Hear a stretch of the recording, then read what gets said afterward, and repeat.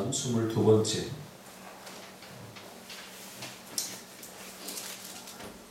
그리스도를 닮도록 창조되었다. 로마서 8장 29절 다 같이 읽겠습니다. 시작. 하나님이 미리 아신 자들로 또한 그 아들의 형상을 본받게 하기 위하여 미리 정하셨으니 이는 그로 많은 형제 중에서 맏아들이 되게 하려 하심이니라. 아멘.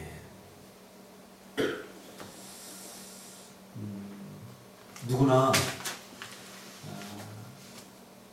우리가 어디서 와서 무엇을 하며 어디로 가는지, 인생의 삶의 목적이 무엇인지 누구나 다 한 번쯤은 깊이 고민하고 생각해 보게 됩니다. 예수를 믿든 믿지 않든 이것은 동일한 그러한 고민입니다.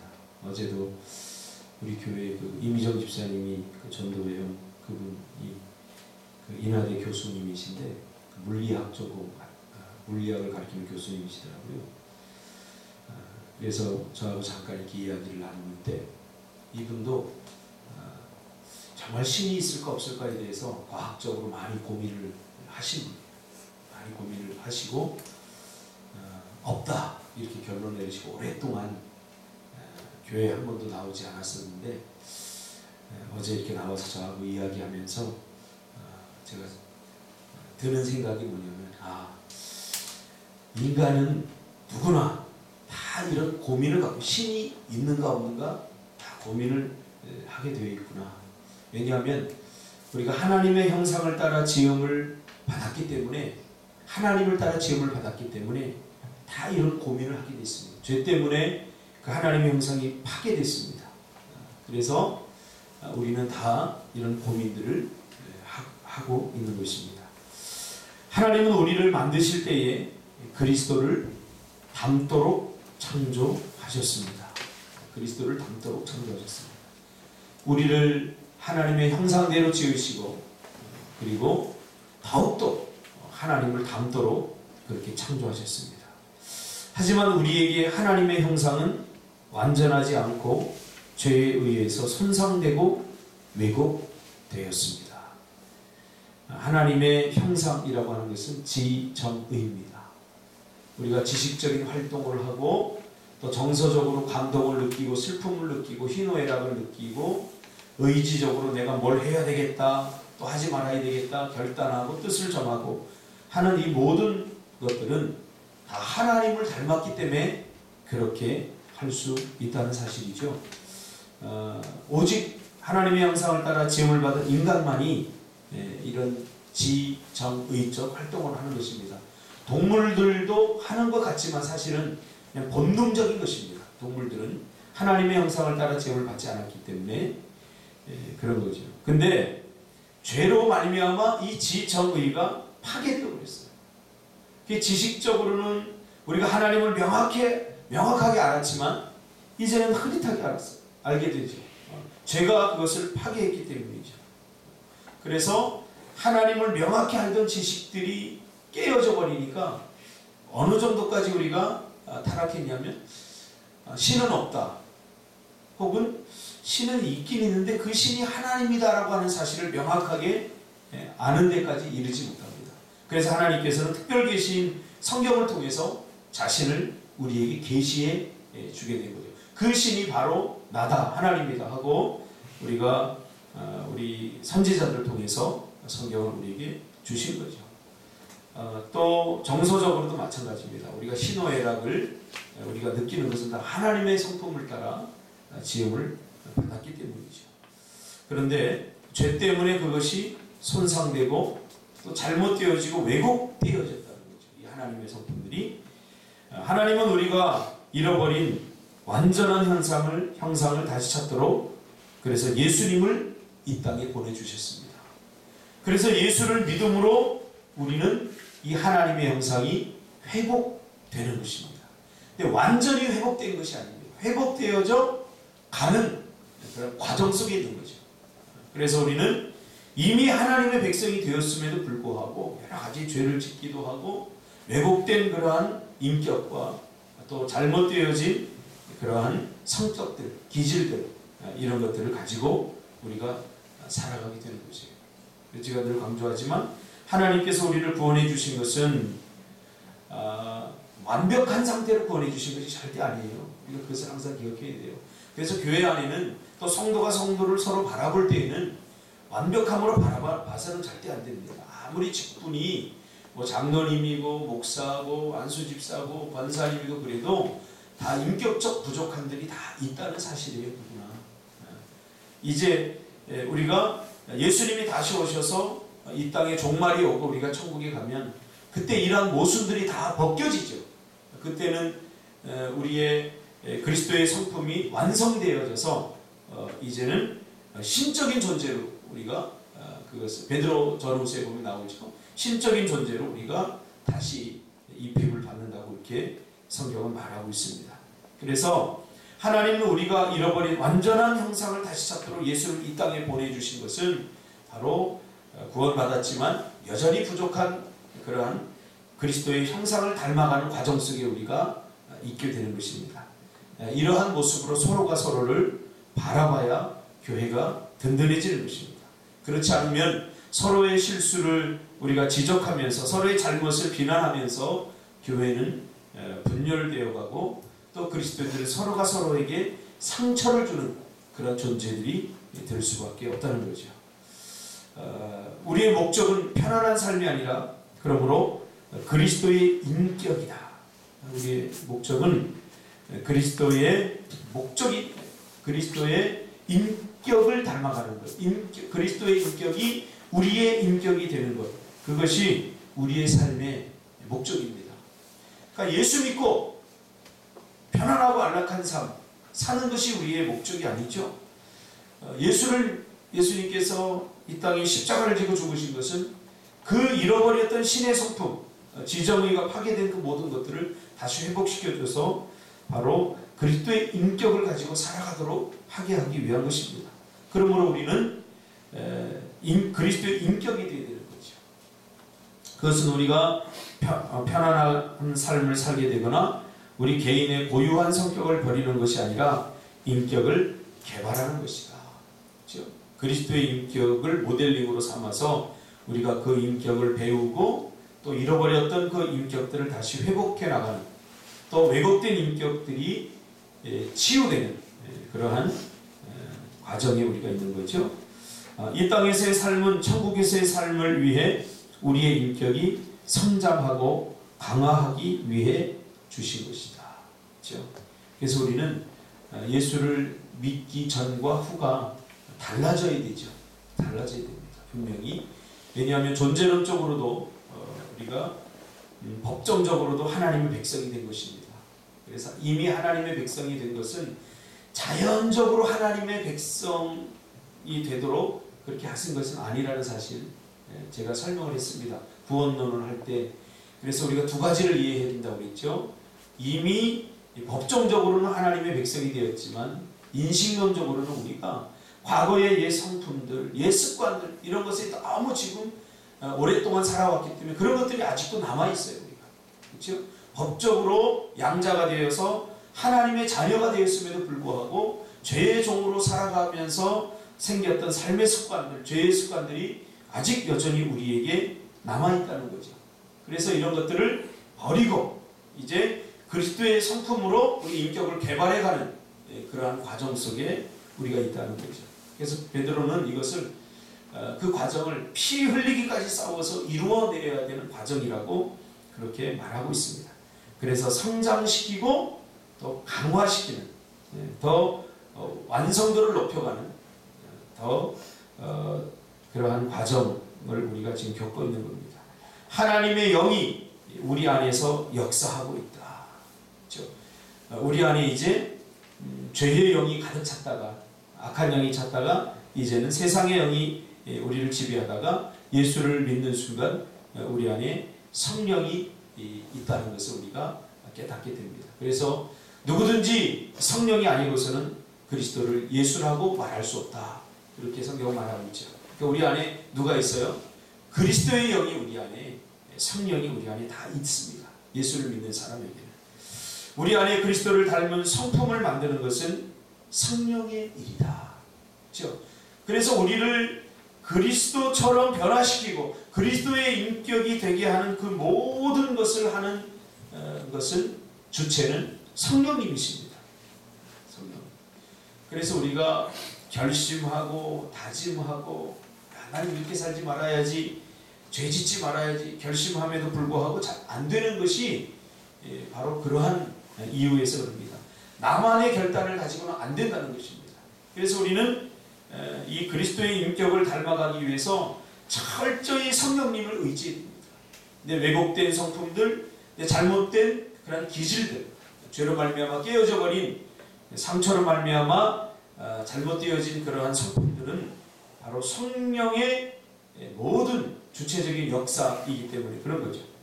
이 과정을 우리는 성화라 부른다. 그렇죠?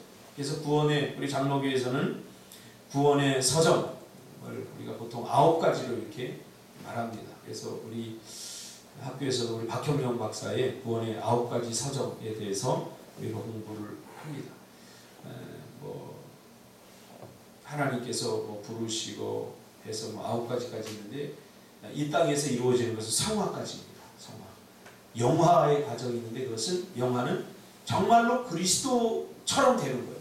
완전한 그리스도처럼 되는 건데 그것은 이 땅에서 이루어지는 것이 아닙니다. 성화는 그리스도를 우리가 점점 닮아가는 거예요.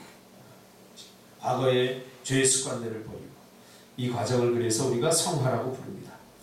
변화를 일으킬 힘은 오직 성령만이 가지고 계시다. 그렇죠? 성화란 그리스도가 우리를 통하여 사시게 하는 것이다. 내가 사는 것이 아닙니다. 사도 바울은 내 안에 그리스도께서 이제 사실 것이다. 그렇게 고백을 하죠. 내 안에 성령께서 내 인생을 사시도록 그렇게 우리가 훈련하고 또 이 땅에서 그렇게 살아가는 것입니다. 그러니까 이게 낯설죠. 우리가 불가능한 것이 아니라 지금까지는 다 내가 살았어요. 내가 하고 싶은 대로 다 했는데 이제 예수를 믿으면서 우리가 이제 성령과 함께 동행하게 되는 거죠. 그래서 내 안에 살아계신 성령께 우리가 물어봐야 돼요. 하나님, 인생의 모든 순간들과 또 여러 가지 문제를 만날 때 모든 것들에 우리는 내 안에 계신 성령께 물어봐야 돼요. 화가 날 때에도 또 세속적인 욕망들과 죄의 습관들 아직도 그것이 나에게 영향을 미쳐서 그리스도의 사랑에서 자꾸 멀어지게 하려고 하는 그런 시도가 있을 때마다 우리는 내 안에 계신 성령께 나를 내어 맡기고 그분과 함께 이 과정을 같이 겪어나가야 되는 것입니다. 이것은 우리의 선택을 통하여 일어난다. 자, 그 다음부터가 지금 중요한 부분인데요. 우리는 성령의 역사하심에 협력해야 된다. 자, 이것은 우리의 선택을 통하여 일어난다. 우리는 성령의 역사하심에 협력해야 된다. 무슨 말입니까? 우리가 구원받았음에도 불구하고 여전히 우리에게는 과거의 약한 습관들이 있다고 했습니다. 그런데 하나님께서 우리를 로봇처럼 만들지 않았다고 그랬죠. 그렇죠? 로봇처럼 만들지 않고 우리에게 자유의지를 주셔서 뭐든지 할 수 있게 만드셨어요. 자유가 있어야 돼요. 하나님께서 우리를 그 정도의 수준의 사람으로 우리를 만드셨죠. 마치 하나님께서 우리를 조종하고 이렇게 해라 저렇게 해라 하고 조종하도록 로봇처럼 만들지 않았어요. 그런 사람에게는 참된 자유를 누릴 수 없죠. 조종당하는 사람에게는. 하나님께서 우리를 그런 사람으로 만든 것이 아니라 자유한 사람으로 만드셨어요. 그래서 모든 것을 할 수 있는 것들을 다 우리에게 주셨죠. 그러나 하지 말라고 한 것도 주셨어요. 그래서 뭐든지 할 수 있지만 뭐를 해야 되고 뭐를 하지 말아야 될지 우리는 다 알고 있죠. 그래서 우리가 그리스도를 닮아가는 그리스도의 인격을 닮아가기 위해서는 우리의 협조가 필요합니다. 성령님이 우리 안에서 역사하시지만 성령님과 우리가 함께 이루어나가는 겁니다. 함께. 로마서에 보면 나오죠. 그리스도와 우리가 함께 그리스도의 성품을 이루어나가는 거지 일방적으로 하나님께서는 성령님께서는 우리를 무시하고 우리를 강압적이고 억압적으로 하고 싶지 않은데 해라 하면서 억지로 하시는 분이 아니에요. 우리에게 지정의를 주어서 그것을 다 분석하고 깨닫고 이해하게 하고, 그래서 그것을 우리가 가장 좋은 것을 선택하고 하나님이 기뻐하고 우리 인간에게 유익될 수 있는 것들을 선택할 수 있도록, 그렇게 협력할 수 있도록 우리를 만드셨다는 사실입니다. 그래서 우리는 죄를 짓고 나서 핑계 대서는 안 돼요. 그건 우리의 선택이에요. 우리의 선택. 하나님이 왜 우리를 죄짓도록 죄짓도록 만든 것이 아닙니다. 그래서 우리가 하나님을 죄 조성자로 이렇게 만들어서는 안 되는 거죠. 그래서 핑계대고 변명하는 것이 굉장히 좋지 않은 것입니다. 이게 뿌리가 어디냐면 죄에서 나오는 거예요. 죄에서. 안 따먹었으면 됐죠. 내가 그런 판단할 수 있는데 왜 따먹게 했느냐고. 자기가 따먹고 있는 거예요. 우리 모든 사람 안에는 이게 다 있습니다. 이 근성들이. 그래서 하나님은 우리가 먼저 행동하기를 기다리십니다. 그러므로 약점이 있어도 행동하라. 왜냐하면 나는, 내 인생은 나 혼자 사는 게 아니라 성령께서, 내 안에 계신 성령께서 함께 사시는 것이기 때문에 나에게 여러 가지 연약하고 부족한 것들이 있더라도 내가 하겠습니다 하고 행동하면 하나님께서 도와주시는 거예요. 그래서 우리가 다니엘도 뜻을 정했더니 하나님께서 도와주셨어요. 우리의 의지적인 결단과 뜻을 정하는 것이 그렇게 중요합니다. 내가 다 분석해보고 내가 할 수 없어. 이것은 성령을 의지하는 것이 절대 아니죠. 내가 다 하겠다는 거죠. 내가 다 보고 정말로 내가 할 수 없지만 하나님께서 도와주시면 할 수 있겠다 하고, 하나님, 내 생각에는 안 될 것 같은데 하나님이 원하시면 내가 그렇게 하겠습니다 하고 성령의 그 일하심의 방향에 내가 의지적으로 결단하고 뜻을 정하고 그리고 행동할 때 하나님께서 성령을 통해 나에게 역사하시고 이루신다는 거예요. 그래서 약점이 있어도 여러분 행동해야 됩니다. 또 능동적으로 참여해야 됩니다. 어쩔 수 없이 마지못해서 하는 것은 믿음이 아닙니다. 능동적으로. 신앙은 자발성이 중요한 것입니다. 자발성. 에베소 4장 22절 24절은 우리의 옛 태도를 버리고 사고방식을 바꾸며 새롭고 거룩한 습관을 발전시킴으로 그리스도의 성품을 입어야 한다고 말씀한다. 그러니까 우리 인생의 목적 중에 하나가 잃어버렸던 그리스도의 성품을, 그 고상한 성품들을 다시 회복하는 것입니다. 하나님은 우리의 변화를 위해 당신의 말씀, 사람들 그리고 상황을 이용하십니다. 자, 하나님께서 우리를 그리스도의 성품이 되도록 그렇게 우리를 하셔요. 근데 무엇을 통해서? 지금 우리가 말한 세 가지를 통해서. 그러니까 어떻게 보면 변화를 시키는 도구죠. 이게. 첫째는 말씀을 통해서죠. 이것은 우리의 인격을 개발시키기 위하여 필요한 세 가지다. 말씀은 필요한 진리를 공급해 주며, 그렇죠? 말씀은 진리입니다. 변하지 않습니다. 그래서 변하지 않는 것을 붙들 때 우리가 변화될 수 있어요. 세상 어떤 기준이 아니라 하나님의 변하지 않는 진리를 붙들 때 우리가 변화되는 거예요. 쉽게 말하면 그거, 이게 순종이거든요. 하나님께서 아브라함에게 본토 친척 아비 집을 떠나라 하고 말씀하셨어요. 근데 도저히 떠날 수 없는 상황이에요. 그렇죠? 근데 말씀이 떠나라고 하니까 떠났어요. 그러니까 놀라운 변화를 아브라함이 경험하게 됩니다. 내가 너에게 아들을 주겠다, 씨를 주겠다. 아무리 시간이 지나도 점점 아들이 생길 가능성은 점점 사라져 버려요. 이때 육신의 생각을만 가지고 사는 사람들은 그냥 포기해 버리죠. 아브라함도 심지어는 하나님의 또 다른 방법으로 하나님께서 주시나 보다 그러면서 하갈을 취해서 이스마엘을 낳지 않습니까? 이런 일들이 비일비재하게 우리 삶 가운데 일어납니다. 그러나 하나님의 말씀에 순종하면서 우리는 하나님께서 어떻게 우리를 새롭게 하고 변화시키는지 비로소 깨닫게 됩니다. 그래서 순종을 해봐야 우리의 인격이 개발되고 우리의 삶이 그리스도의 성품으로 닮아가게 되는 것이요. 그래서 말씀이 첫 번째고, 그 다음에 하나님의 사람들은, 그 다음에는 두 번째는 사람들입니다. 그래서 사람들을 자꾸 경험하고 사람들과 부딪히고, 또 죄인들, 또 고약한 사람들, 삐뚤어진 사람들, 왜곡된 사람들, 다양한 사람들을 통해서 내가 다듬어지고 내가 새로워지는 거예요. 그래서 신앙생활은 관계 속에서 이루어진다고 그랬죠. 자꾸 부딪혀요.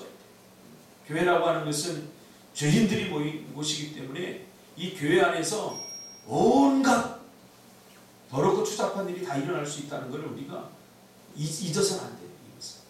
그래서 그렇다고 해서 그런 일이 교회 안에서 당연히 벌어져야 되는 걸, 그것을 말하는 게 아니에요. 우리 인간은 속 사람을 감추고 살기 때문에 보이죠.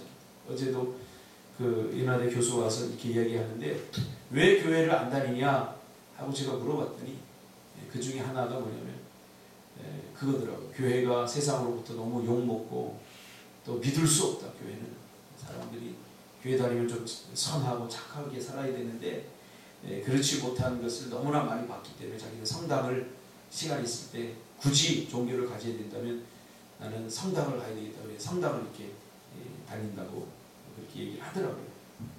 왜 그래요? 이 기독교의 진리, 기독교의 근본 진리를 잘 모르기 때문에 그래요. 우리는 아까도 말씀하셨듯이 완벽한 수준으로 구원받은 것이 아닙니다. 그래서 사람과 부딪히면서 실망도 하고 좌절도 느끼면서 야, 나는 저렇게 살지 말아야 되겠다. 그리스도의 성품을 계속해서 닮아가야겠다는 목표의식이 우리가 생기는 거죠. 즉, 그래서 철이 철을 날카롭게 하듯이 우리는 서로가 서로를 다듬어주고 그리스도인이 되게 하는 그러한 존재들이죠. 그렇죠? 그래서 사람들을 통해서 하나님은 우리를 변화시키고, 마지막 세 번째는 상황을 통해서 어려운 환경과 문제와 또 여러 가지 다양한 그런 상황을 통해서 우리를 변화시킵니다. 그래서 우리를 훈련시키는 거죠. 그래서 훈련은 내가 하고 싶지 않은 것들을 해야지 훈련되는 거예요. 내가 하고 싶은 것은 뭐 굳이 할 필요 없어요. 내가 잘 안 되는 것, 그거 되게 하기 위해서 계속 훈련하잖아요. 반복해서. 그렇죠? 하나님께서 우리에게 이런 어려운 상황을 주시는 이유도 그겁니다. 낯선 상황, 내가 이런 상황은 내 삶 속에서 일어나지 말아야 되겠다. 그런 상황에 직면하게 하는 것은 나를 변화시키고 새롭게 하기 위해서 하나님께서는 그런 상황을 우리에게 주십니다. 이것은 우리의 인격을 개발시키기 위하여 필요한 세 가지이다. 말씀은 필요한 진리를 공급해주며 하나님의 사람들은 그래서 성장하는 데 필요한 지원을 해준다. 또 상황은 그리스도와 닮은 모습을 실천할 수 있는 환경을 만들어준다. 예수님처럼 되는 것은 길고 느린 성장의 과정이다. 그래요. 그래서 우리가 서로가 서로를 바라볼 때 좀 기다려주고 참아주고 인내해줘야 합니다. 성장은 우리가 생각하는 것처럼 그렇게 급조되지 않습니다. 하루아침에 그렇게 이게 인격이 하루아침에 변화되고 성격과 기질들이 하루아침에 이것들이 그렇게 되는 것이 아닙니다.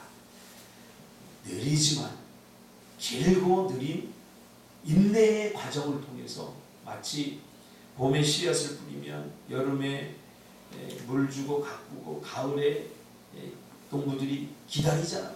심어놓고 바로 결실을 원하지 않잖아요. 우리도 마찬가지예요. 저도 목회를 해보니까 사람이 변화된다는 것이 이게 짧은 시간에 절대 이루어지지 않습니다. 오히려 짧은 시간에 이루어지는 것은 이게 좀 불안해요. 자신을 속일 수도 있어요. 스스로 속아서는 안 돼요. 그래서 오랜 시간, 그러나 시간이 오래 간다고 변화되는 것은 아닙니다. 이런 과정, 처절한 아까 앞에서 말한 변화를 위한 세 가지 그 상황을 우리가 처절하게 겪어나갈 때 아마 젊은이들이 새벽에 깨우기 힘들고 어렵죠. 그렇죠? 그러나 시간이 지나면서 이 고난과 또 어려움과 고통스러움 이런 상황들 말씀을 통해 훈련받고 연단받고 하면서 이 새벽이 자연스럽게 되어진 거예요. 지금은 우리 안에 이 육체적 욕망과 육신의 어떤 그 끌어다니는 강력한 육신의 그 인력들이 나를 끌어다녀서 참 이 깨우기도 힘들고 새벽 나오는 것도 이게 습관이 안 돼서 힘들고 고통스럽죠. 그러나 이렇게 지금 여러분 나오면서 하나, 둘 이런 과정을 겪으면서 우리의 옛 자아 성품들 그런 것들이 다 이렇게 벗겨지게 되는 거죠. 어떤 제가 부교육자 때 어떤 분이 그런 이야기를 하더라고요. 나는 다른 건 다 해도 새벽 기도는 못한다.